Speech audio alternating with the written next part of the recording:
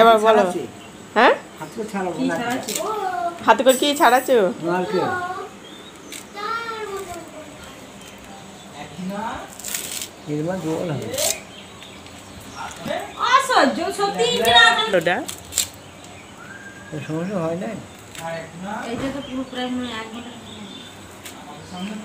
ওই দেখো ওইটা হাতে করে ছাড়িয়েছে আমার শ্বশুর।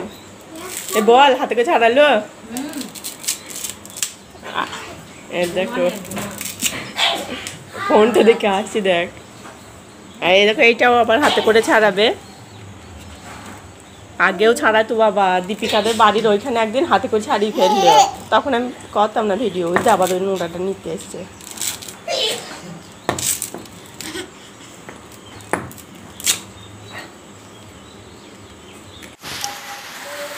তো এই দেখো আমার শ্বশুর একটা নারকোল হাতে করে ছাড়ালো, তো তখন আমি খেয়াল করিনি, মানে আমার জায়ের একটা নারকোল ছাড়াতে দিয়েছে, দিয়ে বলছে এ এমন কি ব্যাপার, হাতে করেই ছাড়িয়ে ফেলবো।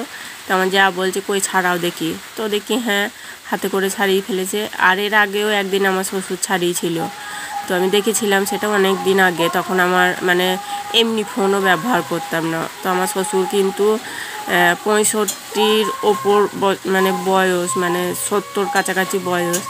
তো 70 বছর বয়সেও দেখো হাতে এত জোর, মানে হাতে করে নারকোল ছাড়িয়ে ফেলছে। এটা একটা অস্বাভাবিকই কাজ।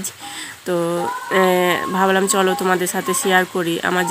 আমি বললাম যে তুমি ওরটা হাতে করে ছাড়ালে কই আমারটা পারবা, তাহলে আমি ক্যামেরা করব, তাহলে তুমি ভাইরাল হয়ে যাবা। দিয়ে বলছে যে হ্যাঁ পারবো। দিয়ে আমি বলছি কই ছাড়াও দেখি। তো ওই দেখো হাতে করে সত্যিই ছাড়াচ্ছে।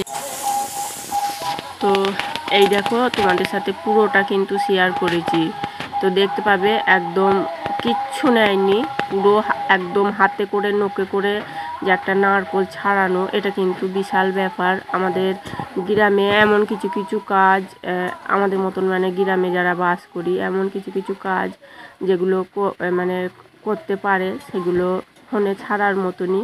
তো এখানে অনেক রকমই, অনেক মানে গ্রামে অনেক রকম, কিন্তু সবাই জানে না ফোনে ছাড়তে কিরম হয়।